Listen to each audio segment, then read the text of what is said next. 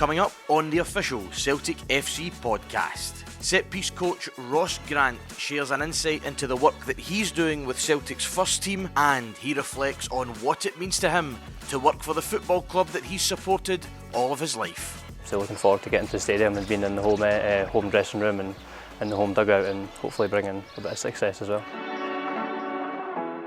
Hello and welcome to the official Celtic FC podcast from the Hoops training base here in Portugal. I'm Matthew Campbell and I'm absolutely delighted to be joined by Ross Grant, Celtic's new set-piece coach and analyst.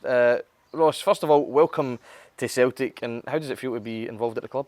Thank you, it feels great. It was a little bit of a whirlwind how it all came around, but I was absolutely delighted when the call came through, and delighted to be here. It's a massive club. I'm obviously a lifelong fan, so that's a small part of it, obviously, but professionally it's a great place to be as well. Yeah, absolutely. Well, we're going to chat a little bit about what your role is, and you can give us a bit of an insight into what your work is day to day. But like you say, that you're a lifelong Celtic supporter, so take us back. Sort of, what are your earliest memories of supporting Celtic? Probably going to games. Dad used to take myself, my brother, sister and stuff to games, so that was when we were a little bit younger, until we started our own weeknights of playing football. But yeah, we used to come through for games with family, and the usual come through, run to your parents for money at the shop, wait outside, try and get some signatures, and then spend the day through the East Coast. So it was a bit of a day trip for us, but it was always class. Yeah. Would you ever have thought back in those days as a youngster that this would be the club that you'd end up at? No, it's always a dream. Everybody probably wants to be a footballer when they're younger, but ended up in the coaching route quite early, following playing, and then ended up here just now. So yeah, it's the dream come true in most scenarios, I suppose. Yeah. Tell us about the coaching then, because how did you end up on that path? Was it always your ambition to be a football coach? No, not really. I came out of full-time football when I was 20, and wanted to stay within football, so I started coaching, and it was coaching at grassroots level, whilst I was still playing part-time, and then that slowly developed into a little bit more analyst role and a little bit of analysis of other teams just in general, and then coaching younger teams, and eventually coaching a couple of men's teams, and then into sort of professional academy, and then still jumping between professional academies and men's teams until I ended up in the role, like setting set plays at Hearts. Mm-hmm. What was the first sort of club that you were at then, professional setting? So I played with Dundee up until I was 20, and then went to and played in the juniors in Dundee with Loch United and Tapleport and Sandwich United. So it was great. I was at Dundee for years, really enjoyed it, but fell into coaching quite quickly once I left Dundee and took that path. When people hear, you were obviously, we introduced you as a set-piece coach, but there's obviously more to it than that, which is hopefully what we're going to get from you here, and you're going to sort of give us an insight into that. But because people hear, a set-piece coach, and they might automatically think that, okay, you're here to talk to players about where to set up at corner kicks or whatever. Mm-hmm. So just tell us, what does your role involve, and what are you working with the players on the pitch? So my role is probably quite heavy analysis based in the background, so looking at opposition teams, looking at our team, seeing where we can get success, looking at maybe where other teams might think they can get success against us, and trying to build a structure and some principles on both sides, attacking and defending, about how we can get success. And success obviously looks like scoring goals and not conceding goals. So there's that, and then for me, on the kind of coaching side of it on the pitch, a lot of the stuff that I can do is also built into the style of play. So conversations with the manager, Sean, follows Mick, about how we want that to look and how set plays fits into that without changing the sort of style that everybody wants to see Celtic playing. There still has to be that sort of element of like speed and intensity to the game. So it's all about trying to fit in with that, and then when we have an opportunity to have a set play, it's an added way that we can try and score a goal. Do you enjoy that challenge of sort of having to adapt what your plans are to fit into the system?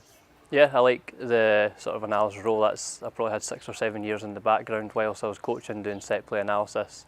So I really enjoy that side of it, and trying to sort of pick holes and pick weaknesses and structures, or way that teams set up. So I really enjoy that side, and then I get to sort of bring that to life on the pitch and try and get the players to get a feel for that, and then try and perform that in those moments. How, in terms of the role of set piece coach, set piece analyst, it seems, it sounds like a fairly new sort of role in football. I know that it's not, but how important is it in the modern game to have that aspect of the play covered off? Well, it's certainly getting more attention these days, but I'm well reminded by people that it's always existed. So it's probably more like the goalkeeping coach and the sports scientists, like of old, like 40, 50 years ago, maybe didn't necessarily exist individually, and are now being brought into sort of a more modern coaching environment. And yeah, it's just more time, more attention, and the ideal scenario is if you have more time and more attention on it, you should perform better at it, really. Yeah, absolutely. Well, of course, you came here just this summer. You joined us from Hearts, where you were last season, and you were very nearly involved in a title win. But everybody could see last season Hearts were such a threat from set pieces. I mean, it was over 20 goals from set plays last season that Hearts managed to rack up. So how confident are you that you can bring sort of that impact here? Yeah, I'm confident. I think the work that we do in the analysis and like the quality of player that we have here, to be able to bring that to fruition is quite exciting. I think there's opportunity to do so if we have a lot more possession, or we're going to dominate the ball, and like when we play at home, if we're the dominant team and we have more opportunities to score, like we want to be able to use set plays as a part of that and not allow teams to have a rest when we get a set play, or now we want to continue to carry a threat from those situations. So yeah, we done very well at Hearts last year, and very grateful for all the staff that were at Hearts who supported that, and the players as well. But I still think when we come here that like a big part of me coming is I think I can make improvements and work with the squad and work with the staff to make improvements all round.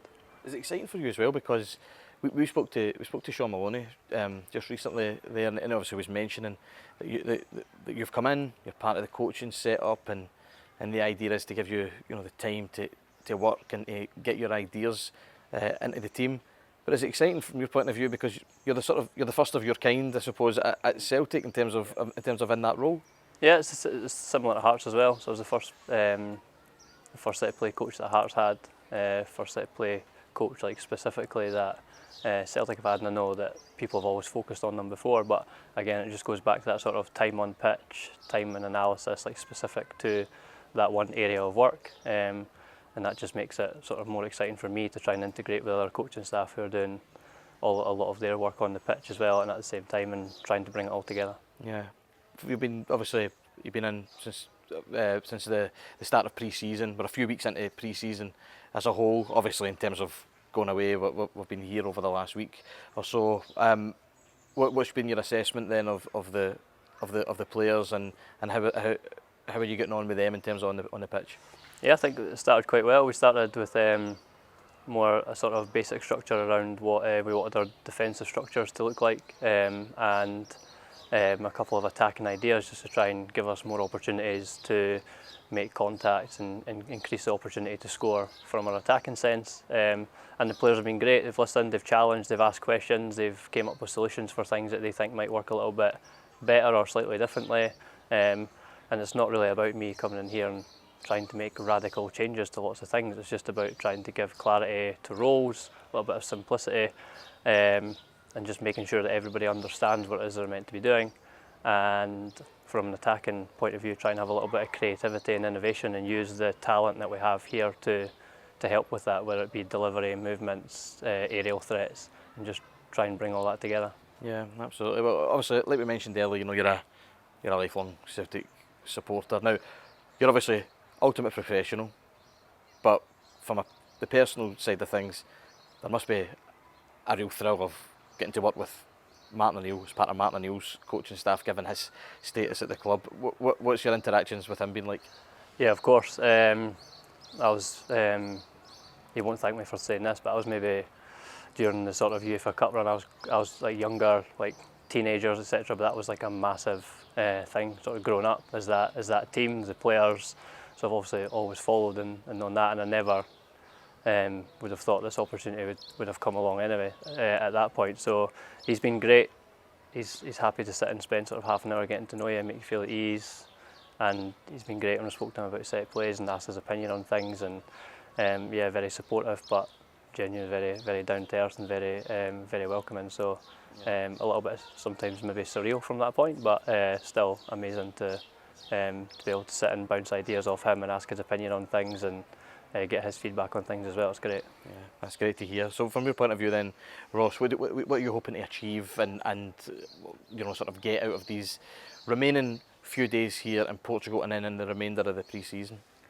So just try and implement a few more things on the pitch, spend a bit of time practicing, whether it's attacking or defending, whatever we decide to practice, try and just steadily implement some things, and then in games to see what comes up, see how we perform in the moments where we have the opportunities in games, and see if there's any things that need to make small tweaks to, and just gradually build towards the start of the season and just try and put it all together so that we're comfortable and confident and when the first competitive game comes. Brilliant. I've got to ask, because you mentioned before we started recording, you mentioned that all your family are Celtic supporters as well. They must be buzzing at your ears with the Celtic track. They are. I'll have a few ticket requests, no doubt. But no, they're all absolutely buzzing. I didn't tell anyone really. Told parents on my side and my wife's side, and just kind of let it come out and put the phone away when the when the social media announcement came out. But yeah, it was nice, lots of really nice messages, which I'm obviously grateful for. But yeah, everyone's delighted and just wants me, but obviously wants Celtic to do well as well. So, and you must be buzzing about getting the opportunity to be in the Celtic Park dugout from next season and helping to achieve success for this club. Yeah, of course. I arrive obviously at Lennoxtown every day. It's like a little drive up the hill, see the facilities. It's fantastic, and I'm obviously looking forward to getting to the stadium and being in the home dressing room and in the home dugout, and hopefully bringing a bit of success as well. Excellent. Well, Ross, I won't keep you too much longer. I know you've got an afternoon training session to prepare for, but I really appreciate you sitting down and talking to us. Thanks very much, and thank you for watching or listening to this episode of the official Celtic FC podcast from Portugal, where we got a chance to speak to Ross Grant. Make sure you like and subscribe, and as always, hail, hail.